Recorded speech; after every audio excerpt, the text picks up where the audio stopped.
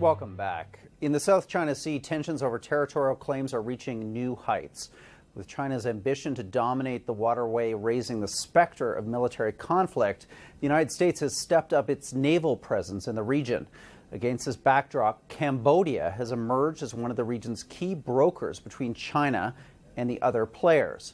Earlier today, I spoke with Hun Manet, the first son of Cambodia's Prime Minister and the Deputy Chief of Staff of the Joint Staff of Cambodia's Armed Forces. I began our interview by asking him to explain Cambodia's position on the conflict. First of all, thank you, Mr. Griffith, for having me on the show. Cambodia's positions on South China Sea, we view that all the solutions or anything should be done on the basis of peace and mutual understanding to avoid all the confrontations that we've seen in the past. And that for the benefit of all the countries involved. Cambodia actually support and encourage all the ASEAN countries for continuously to engage with China on this subject, and also we support the idea of having the hotline between all countries involved, so could act as a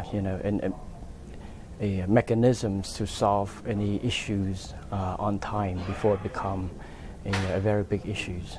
Are you concerned, though, at this buildup of tensions that we're seeing today? Even a Chinese plane has landed on one of the islands that it was creating. We've seen Indonesia, Malaysia reacting very negatively. Do you worry about where this issue is headed and the tensions that it's causing within the region, including within governing bodies like ASEAN? I think the concern are there, and that's why Cambodia urged all parties to engage in a peaceful solutions based on the understanding, and to open the channel for talk instead of using militaries or any other means that could provoke and lead to escalations in the area. Mm-hmm. And when you step back and you look at the United States, they have really expressed a strong desire here to continue to have, American Navy in the South China Seas. They are trying to put pressure on countries to say, let us help you push back against the Chinese. How does Cambodia feel? You're trying to have good relations with the United States and China at the same time. Is that a complex balancing act? I think Cambodia, just like any other countries in ASEAN, you are having relationship with any countries is based on the mutual understanding and respect and the principle of independence and sovereignty. So for this case, the same things. Cambodia want to see China and the U.S.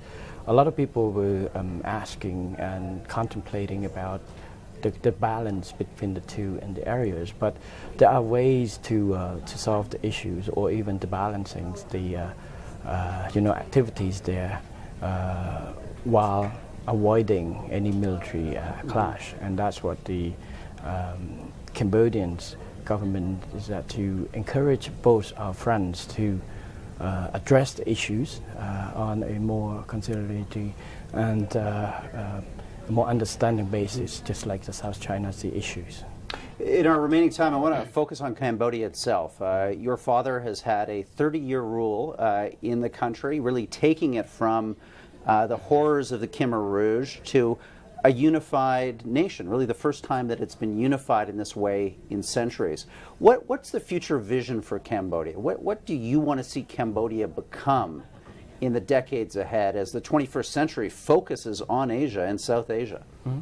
We want to have Cambodia as a country of peace and stability. That's the first two fundamental factors that require for the country to move forward. That is the main factors that allow the country to continue to prosper, as well as to create more opportunities for younger Cambodian generations. Mm-hmm. And it's just like any other countries. You want to see it develop in a more stable and a sustainable development and as well as in a peaceful environment that we're experiencing today.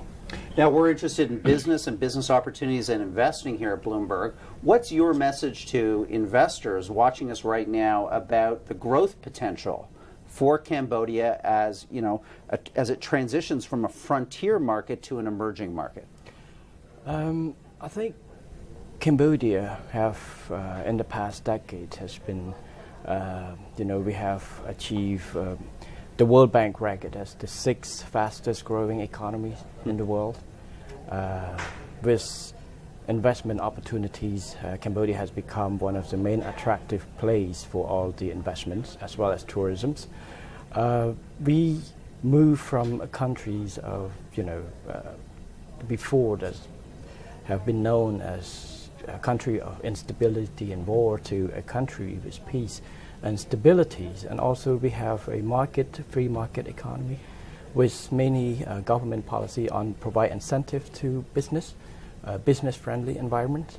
And a lot of these factors has been contributing factors to make Cambodia a very attractive countries for development. For example, this year we have in 2015 we have about $4.6 billion foreign direct investments, jumping from 2004 about to 3.9. So we hope to keep the increase this continually. That was Hen Manet, a Cambodian senior military figure and possibly the next future Prime Minister of Cambodia. We'll see. Up next, though, slow growth and rising debt levels have dampened the market outlook for Southeast Asia. What's the economic outlook, though, for these frontier economies, these emerging economies surrounding the South China Sea? We're going to get into that next on Bloomberg North.